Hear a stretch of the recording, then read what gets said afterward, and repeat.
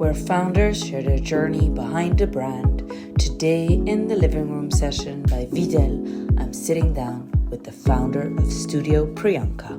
Hi and welcome. Today in the living room by Videl, I have a dear friend of mine, Priyanka, here, and I'm so happy you're here today. So thank you so much for coming. I think I want to get back a little bit on how we've actually met, because I think that was a very important part of how I got to know you, and it was nothing at all work related. We met in the we met in the countryside over a weekend, and we just connected. And I feel it's special to connect at a later stage in life with people and make new friends, new connections that are meaningful and deep. So it was really lovely getting to know you over the past year and a half now. Right. And shortly after we've met, actually, I came to one of your soirees, the samosas and mimosas that you kindly invited me to. And it was something that I have never experienced before. Also, I didn't really know what I was going to experience. But it was so lovely, and it was truly the way you made everyone feel at that event that made everything so much better and different than your usual going out nights. And of course the food, you know. So tell us a bit about how you got started.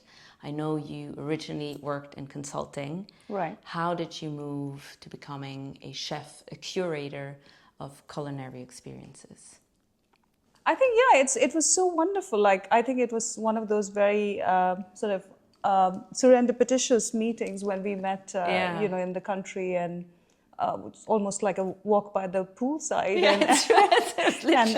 and it was just one of those beautiful days. And I look back and I almost feel like, we've known each other for longer than, we have. And clearly shows how, when you get to meet people who are sort of completely aligned and sort of connected, that the world conspires to bring them together. And I really value our friendship. So that's been such a beautiful part of getting to know you. And from there on, we went ahead and met a couple of times, I guess, before you were then at one of our soirees. So for me, Studio Priyanka was not born out of a strategy. It was born purely out of instinct. It was never the plan to set out a studio. However, it was always the love for food, always the love for art.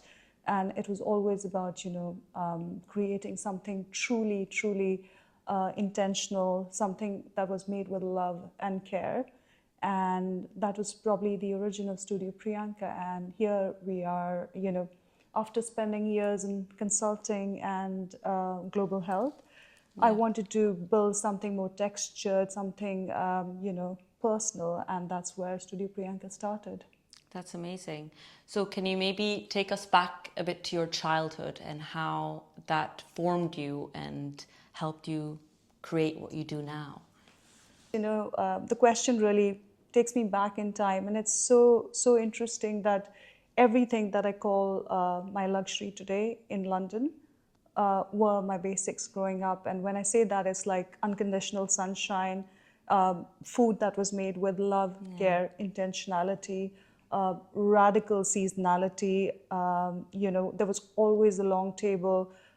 Everything was always made with tradition. Everything was always steeped in stories. And, we were, it was always laughter and great food and sort of these deep connections. I lived with I lived like in a big family. My grandparents were there, my uncles and aunts were there. So it was almost that innate sense of abundance that was so difficult to match. And I think that's what has really shaped, what I share with the world today. And again, I could have been anywhere in the world. I could have been in London, I could have been in India, I could have been in America, anywhere.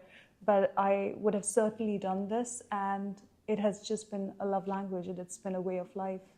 Amazing. Yeah, you truly convey that, and I feel you feel that it's coming through your soirees. And there's actually an interesting term that you use to describe your experiences, and you call it the humble luxury approach, or you're devoted to humble luxury. So maybe let's dive into that a little deeper, because I feel it's a very interesting combination of words. I think it's one of the words, which I really truly love and sort of embodies the theme of Studio Priyanka, sort of like the core. And for me, humble luxury means doing something simple with deep, deep, deep level of care. And care is the word, because everything that we do at the studio is all about bringing that care. And it's always for the ones who notice, right? So that's our Yeah. tagline, for those who notice. And it's not about opulence. It's really about care. It's really about love. And when you sort of say cook food with that level of care, it's more than sustenance. It becomes an offering. It's a devotional act. Yeah. And I always felt that at the studio, it's sort of like a devotional practice. It's not even work, because when you love something so much, when it comes from a Yeah. very special place from inside your heart, then it becomes a devotional practice. So for us, the humble luxury is about doing very simple things, but doing it with so much love, so much care, and so much intentionality. And I think in today's world, that's a luxury, honestly, to follow your heart, to do something where you It give a part absolutely of is. yourselves, and really embody every element of thought, feeling, action, and sort of share it with the rest of the world. And I feel there's no bigger luxury for me, and that's why I call it humble luxury. Yeah, and I think it's truly also amazing that you can call that work, you can call that your luxury is what you do for work. And I don't think everybody has that in today's world, which is amazing. Yeah. So maybe we can also talk a bit about intentionality. Right. Because having been at your experiences, your soirees, I've noticed that every little detail was planned out perfectly, like almost that there's no room for error. Yeah. Yet you feel so natural and at home. Yeah. How do you manage to kind of combine perfectionism and intentionality and yet make your guests feel like you've known them forever and you feel like you're hosting them in your living room? That was truly special to me. Yeah, but it's so beautiful that you noticed it. So thank you for that. But I guess the idea was always to do something like whatever I do, whatever we do at the studio is always something that we do for ourselves. At the end of the day, it's all about what we would do if we wanted to do something for ourselves. So it is almost like an extension of how I live every day, Yeah. every second, and sharing it with the world. So again, it's wonderful that it looks perfect, but it's imperfectly perfect, if that Exactly. makes Yeah. sense, No, that right? makes Like, absolute sense. and Yeah. I've always believed that home has never been a place. It's a feeling. You Yeah. can transport people through how they see how you structure the space, how the place smells, how the flowers are laid, how the music is playing, or how the lights are. But it's just about making people, shed inhibitions, just welcome them, have that Yeah. real sense of connection. And that has been, again, one of the biggest things, that we want to have that connection with our guests. And it's not a transactional way of coming and dining. It's not, because at the end of the day, we serve culinary experiences, right? Like, Yeah. that's what the studio does. But the concept is such that it's not a transactional going out to a restaurant. It's not like looking at the menu and ordering food, but it's about storytelling. It's about food. It's about experiencing it, and experiencing it at a very sort of cellular, at your soul level. And that's what we want to make sure that all our guests, all our guests feel when they're there. It's just giving them that warm embrace, that feeling of home, Yeah. the feeling of pausing, the feeling of coming back to themselves, really, which for me is the biggest home of it all. Yeah. Creating a safe space even for Right, right. when Yeah, your guests arrive. absolutely. And you truly convey that, honestly, with your Thank you. experiences. There's the other part where you also do collaborations Right. with some big name brands out there Right. as well. I think you've done one in the past with Kama. Right. So I was wondering, with your passion and your business being so deeply connecting and soulful, how do you manage working with bigger brands? Does it Yeah. change your approach on how you handle these things?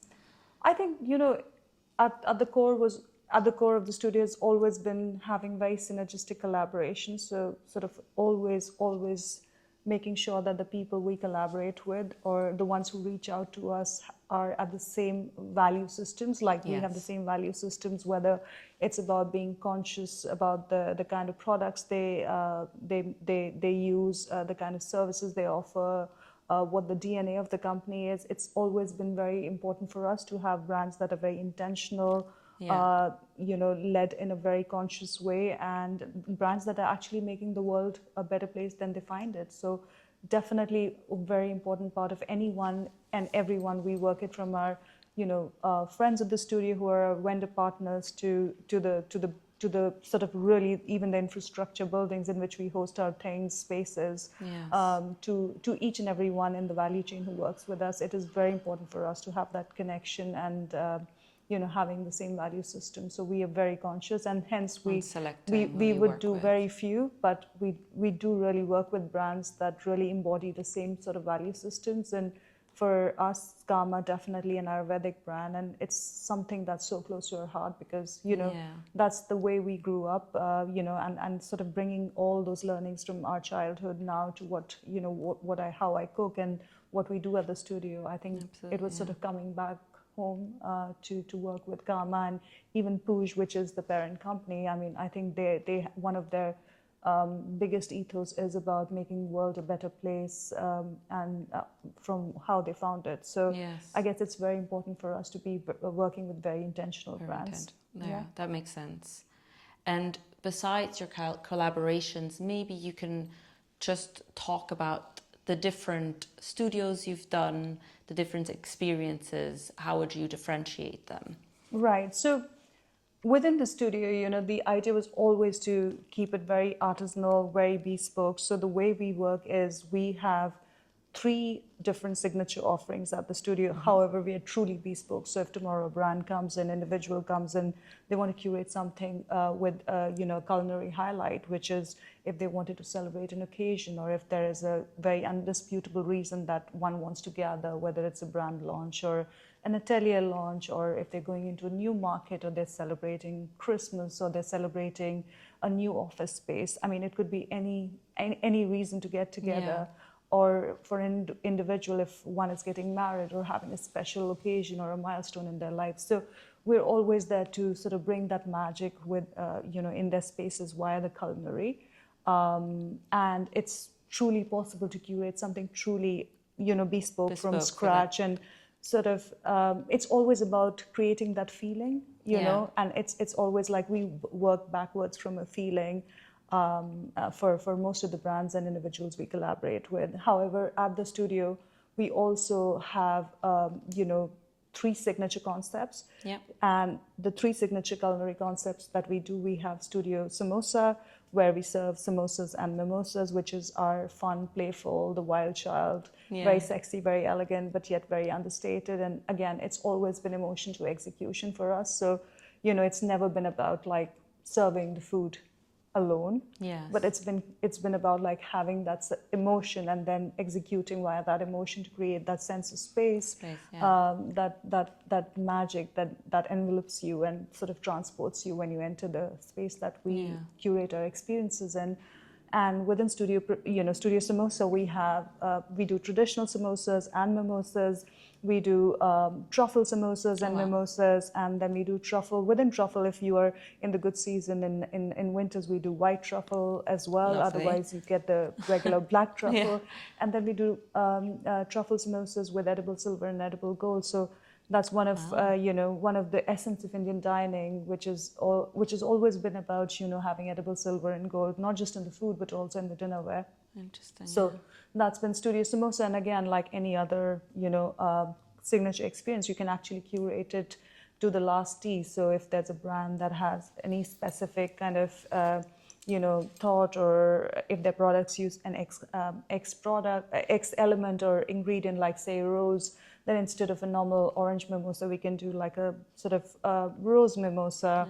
But then everything is sort of curated, the space, the light, the candles, the the music, and it's again, it's the non-serious aperitivo style dining where you want to connect with a lot more people, but not sit down not for a like full sit down. Yeah, 3 or 4 course meal. So it's that fun way of getting to know each other via culinary element that's present, whether it's a brand launch or if you're opening a new studio or if you're launching a new product. It could be anything. It has to be a reason to celebrate.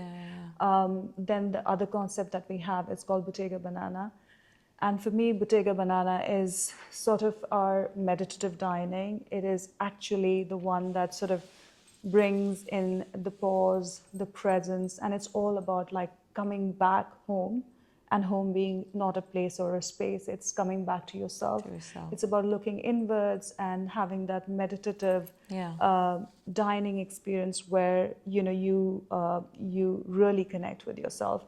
And for the studio, we have one of the big things for the studio within Bottega Banana, and even otherwise, sort of an overarching ritual is eating with hands. And there's no better, concept other than Bottega Banana, where there was, eating with hands is so pronounced. And Bottega Banana, no guesses, it's about, eating on a banana leaf and sort of leveraging the ancient wisdom of how we ate in South India. We still eat that way. It's eating on a banana leaf, and of course, again, the way banana leaf has been used in the past, but also it has so many scientific studies about how eating on a banana leaf is so good for your health. The chlorophyll has a very specific structure. When you put hot food on the banana leaf, it releases polyphenols, which is really good for your health. But also, like for me, as a creative culinary studio chef and creative, I think for me, banana leaf was always like a canvas. It's always about like when you sort of plate on a banana leaf. Firstly, green is the warmest color, I feel, and then there's a certain sense of choreography on how you plate the food on the banana leaf. And I think it just sort of comes to life with all the 13, 14, 15 things when you put on the banana leaf. So it's truly a canvas for somebody like me, where I feel food and art comes together really, and it's a confluence of that. And then again, we love sitting on the ground, and that's how really I grew up eating. And I still in my home in London, I still try to be on the ground. And I think that's where the term grounding comes from, because it's about connecting your body with the earth, and the electrons in your body flow through the earth, and that's really what grounding meant. And there was a certain purpose of why we always had that ground and the connection with ground. And growing up on a small sort of farm style home in India, I think it was every day for me. We never wear we always were bare feet and running around, getting pricked with thorns, and then still being happy. And exactly. And again, when you feed yourself with your hands, it's always, I say, it's earth, water, fire, ether, space. And it's almost like you're feeding the universe inside your body. And again, you have good biome on your fingers. And when you feed yourself with your hands, it's really something that's really good for your gut, for your digestion. Anything that you do with your hands opens your heart chakra. That's why, we always say that creatives have a very different sort of connection to the world. So that's also something that, Bottega Banana really embodies. And then when you touch food with your hands, the nerve impulses tell the stomach that the food is ready, the digestive juices are released, and hence your digestion is better. So if we get into the technicalities, I think there are enough reasons why one should be doing that. And all our experiences, I literally go out in the studio and I always, at least, that's one of the directional guidance that we give to our, guests that use hands. And I remember the last studio for Bottega Banana, I was cooking, and mostly I'm in the kitchen, but I came out, and it was one of those beautiful moments when I saw a lot of people had taken away their sort of small cushion seats, and they were literally sitting on the ground, and they were eating with their hands, and literally there was sort of like a rush to the bathroom because everyone wanted to wash their hands. Oh, that's amazing. And then people came to me in the kitchen, and they were like, wow, this was something so beautiful, which we've never done before. And I think there is a special connection when you do that. 100%, so that's been wonderful with Bottega. And within Bottega Banana, we also have a banana bar where we do sort of like, the focus is a lot on the non-alcoholic drinks for Bottega Banana. within the banana bar. So we do sort of very ethically sourced a cacao. We do it in hot and cold. We do with coconut milk, which is freshly squeezed, and ice cubes made with coconut water. So it's really good. Oh, wow. The cacao is like a hot seller. Everyone loves the cacao. I can imagine. That sounds really good right now, actually. I think we sold around 300 or something cacaos last time when we, when we opened Bottega, and I think we had 600 RSVPs for 4 days, which really, it was such a beautiful moment and made me feel so happy that, there was so much love. And especially for people to, come to a very slow experience where they wanted to like really come back to themselves and nourish their bodies and soul. And so within Banana Bar, we have the cacao. We do fresh tender coconut water, which is absolutely fresh, none of the bottled ones, but actual fresh tender coconut. And then we do a sort of seasonal fruit-based shake. So a shake or, whatever, some preparation, which is with a fruit of the season. So last time, because it was mango season, we did the mango. In India, we love mango shake, which is essentially milk and mango. Yeah. And I did it with Kashmiri saffron, which is supposed to be the best saffron in the world. And, growing up, my mom would make the mango shake with this very specific nut, which is not very sort of common. It's called chironji, and it's sort of like a seed. Okay. And that really bbrought back memories from home, and people would just like have it, and just the first small, sort of like the moment you bring it closer to your nose, the smell of the mango and the saffron, it was extraordinary. Like, I think that was again one of it was just one of those beautiful drinks. So it's the large focus is on non-alcoholic, and then we do a freshly made masala chai, which is one of the anyone who knows me knows how much I love my chai. they even know the tea times, and people just flock to our home or the studio when they know it's tea time for me. And so masala chai, and then we do very selected wines from some biodynamic, something really small, vineyard wines, and also do small producers, and do like do non-alcoholic wines. Like I love Non from Australia. It's a great brand, and they're sort of like built on verjus, so it's like really good preparations. They do one which is number 7, which is garam masala, and I love that. Oh, nice. So yeah. Oh, that's so nice. So that's Bottega banana essentially, and then we do fresh banana crisps. We do any of the snacks. We do murukkus, we do vadams, we do different snacks, and that is the banana bar for us. So sort of like a very comprehensive offering of Bottega banana. And then the third one is called Sona, and Sona, in Hindi actually means gold. And Sona is all about the essence of gold and silver, again, in Indian dining, and not just dining, but Indian dinnerware. Because if you look back in history, in earlier generations, all the families would eat essentially, and I'm talking about a long time ago, with like gold dinnerware, and then it moved to silver. Then it was about wearing rings which were gold and silver, and you ate with hands. So silver has always been the protector, the healer. Gold has always been a noble metal, which is sort of very important for the human body. And in Indian culture, we do wear we do wear a lot of gold, and there are so many benefits of gold. And there's a reason you wear gold just above your waist and not waist down. So all those things, with these metals have been so beautiful. So at the studio, again, with our own take, we do very fun versions for Sona. We do a fruit bar. We do fruits like cherries with gold, and watermelon with gold, and silver, and muskmelon, and grapefruit. And it's all done with like chaat masala, which is the Indian umami. So you could be a beauty brand launching your lipsticks, or you could be, launching your rouges or anything, and we could do like a beautiful sort of counter for all these lovely, colorful fruits, and with gold and silver on it. So that's really lovely. We did it for Natura last year. We had cherries, with gold and silver while we were hosting at their space in Notting Hill. So it's just been so much fun, sort of working with gold and silver. And again, there's so many different possibilities with gold, silver. On Diwali, we do a mithai as a part of an offering from the studio, and the mithais are the cashew barfi and every, a sort of my interpretation of that, where I bring in almonds, I bring in roses, and that's also done with edible silver and gold. So we sort of do a limited drop of 100 mithai boxes, and that's one of the offerings with gold and silver. And so those are actually the sort of offerings at the studio. But along with the culinary offerings, us being a creative culinary studio, I think the other part that I love the most about the studio is we don't want to just serve food. We want to sort of make you a part of our culture and extend that to the guests that come into the studio. So we also have rituals at the studio. And one of the big set of rituals that we have at the studio, one of the biggest for me, is eating with hands. Yeah. And it is not just limited to eating with hands, but it's like cooking with hands, eating with hands, serving with hands, because at the end of the day, these are our tools, and this is what really nourishes our heart, soul, everything that we do today. So we do have a set of rituals. The other ritual that we do at the studio is jasmine.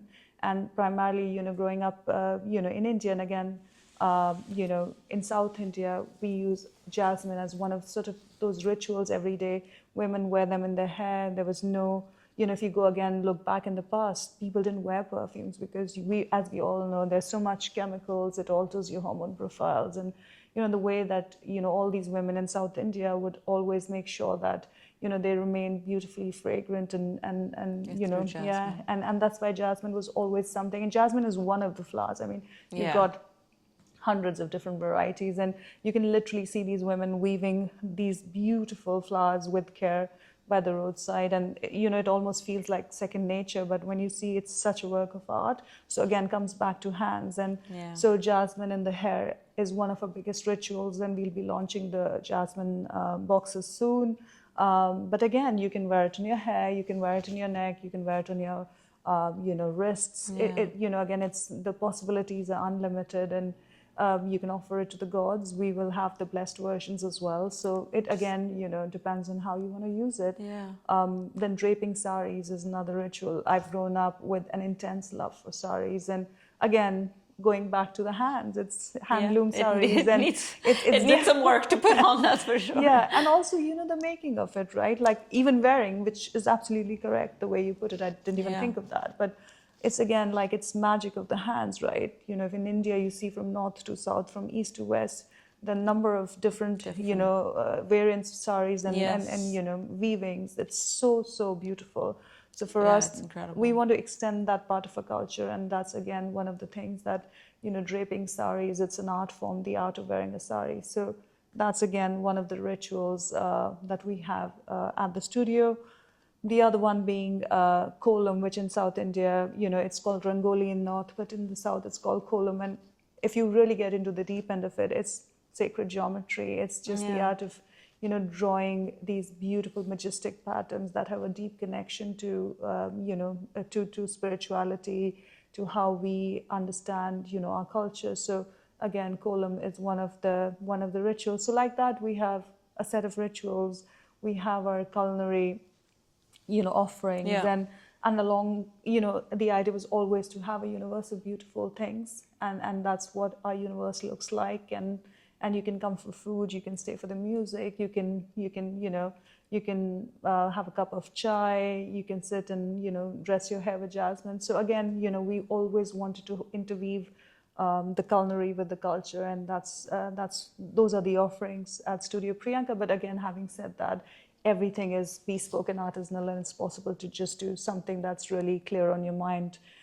We've been talking to Fragrance House lately, and they have their own fragrances. They're based outside England, and they want us to curate a culinary experience for them. And it's truly bespoke based on the fragrance that they're building. It's a very beautiful contemporary Indian brand, and they're sort of giving an interpretation of their lives, how they understand India, and we're in the process of exploring what's the best way to sort of give them an expression through the culinary. So it's always exciting. There are new projects, there are new people. I can imagine, yeah. It's always different, right? It's always different. And it's interesting because and especially as, someone who's sort of starting up, not starting up, but it's been 2.5 years now of doing, what I do. But it's always interesting to change roles in a day from,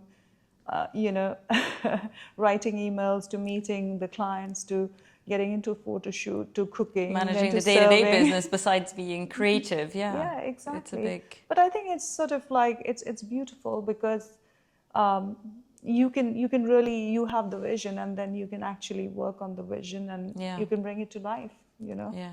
in a way that probably no one else can, because you know the feeling, Yeah. and then you work backwards to just create that all the Exactly. time. You know what Yeah, what you want it to look like and be like, exactly. feel like, Yeah. and you work backwards. That makes absolute sense. So maybe let's just quickly touch base on what inspires you Right. most when you think about new curating new events, new soirees. Would you say it's mainly the Indian heritage that inspires you most, or is there a specific person that has really inspired you in the past?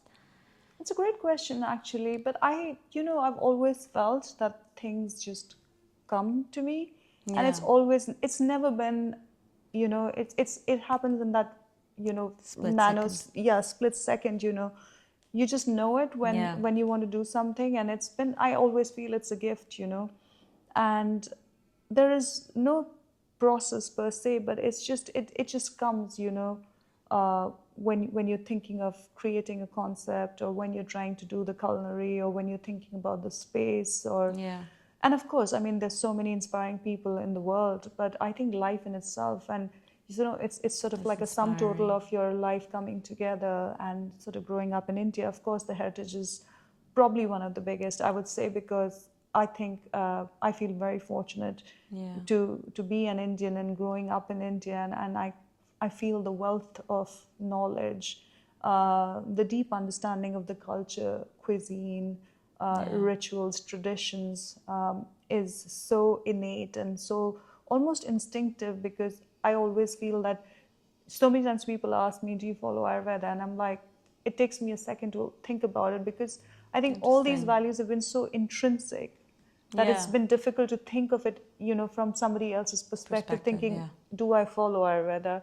Or, small things, you don't externalize them, Yeah. but it's a way of living. Yeah. And it almost sort of like it comes to you when you see, or when you talk, when you think of a concept, or when you meet a client, or when you're thinking of something for the studio per se, because we also open the studio for walk-ins, almost like in the fashion calendar. We do, summer, spring, autumn, winter, and we allow people to come for walk-ins and serve our signature concepts, because Nice.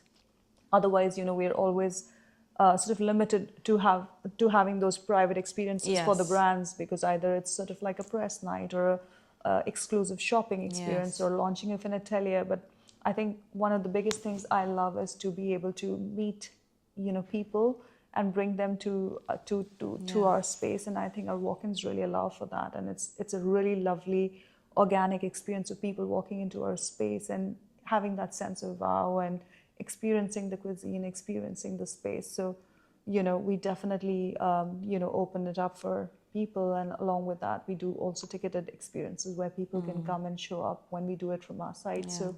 So it's always been, a very organic approach when it comes to creating any of those experiences. But truly, a big part is about the Indian heritage, Yeah. I would say, Yeah, and that the makes upbringing. sense. Yeah. Yeah, true artist sitting here. So when starting your business, I think there's also obviously a lot of ups and the bright part. Right. What do you think was one of the biggest challenges you faced when starting a little over 2 years ago, or what was the biggest lesson you've learned on your journey so far? Right. I think I really feel that I always used to think, when you start on a journey like this, when you start as an entrepreneur, especially like being on the other side of life, doing 10 years of consulting and being in global health, I think coming to this side and being an entrepreneur, and the more I look back, I think the whole quest is never about building a brand or a product. I think in this whole quest of, being an entrepreneur, the biggest thing that you build is yourself, So I guess that's been one of the biggest lesson, and a very good lesson, because every time I look back, I think it's very interesting how you see you've evolved as a person, how you Yeah. worked day to day. And of course, I mean, the challenges, and I think and that's where I always remember Steve Jobs, and he said something really, really very profound, and he said, you really need to be passionate to be an entrepreneur, because it is wildly tough. And whether it's a Yeah. small business or a big, if you're raising Doesn't billions, matter, or if you're doing, something truly heartfelt where it's not truly about raising a lot of capital, but still, expressing yourself and having the truest and the most, purest form of expression. But unless you have passion, entrepreneurship is actually such a tough one, and especially when you are a solopreneur, when you have to like wake up every day and make sure that you feel inspired and to get connected. going, yeah. And yeah, so I think that's been one of the biggest things about being an entrepreneur, that knowing that the biggest thing that you build in this whole process is yourself.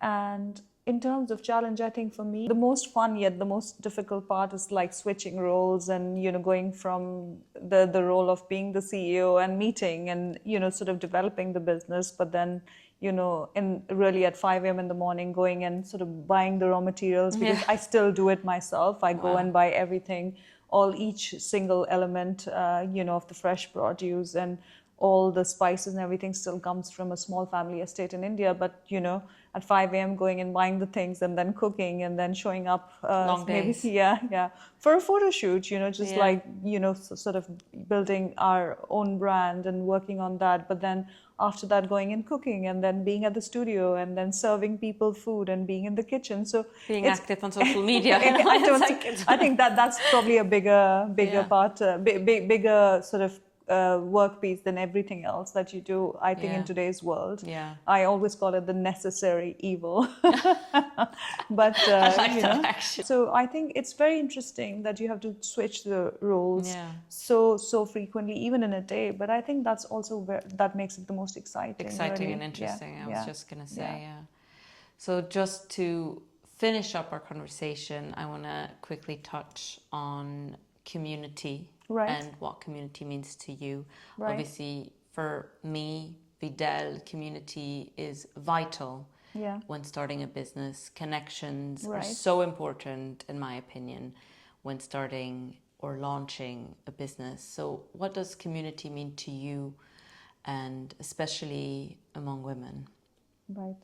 For your question about community, I think it really means everything, because that's firstly the main stay for what Studio Priyanka is all about. We want to bring the community with us. We want to make sure that people connect, not just with themselves, but with the community at large. But I think I've always felt so held by the community, and precisely why I always have this innate sense of love for Notting Hill, being there for the last over a decade, and sort of shaping up the work there, shaping up the studio there. There's such an intense sort of connection, and especially even with the women community. I think there's so much encouragement, there is so much support, and That's so amazing. much holding the space that a lot of women in my life have done. We've learned from each other, we've supported each other, and we've seen each other through a lot. And I think that is so important. And for us, community is really one of the most important parts of building the studio, and what we plan, for the years to come, to have a place where people can come together and connect with themselves and connect with the people around them. Yeah. No, absolutely. I couldn't agree with you more. I think if we have that community, I think we can achieve so much. We have that. We know they're in our backs. They're there when we need them. Right. And that's a powerful feeling to have. Yeah, honestly. and I think it's a superpower. And growing up in India, I think there's an innate sense of knowing that nothing in the world can be achieved by an individual if you don't have the power and the presence of people around you, with you, and sort of being on this journey of life, together, collectively, and sort of looking after each other. Absolutely. Yeah. Well, thank you so much, Priyanka, for coming, and I'm really excited to see what's next for you and Studio Priyanka. Thank you so much for having me. It was It's been such a an absolute pleasure. pleasure. Yeah. Thank you so much. Thank you.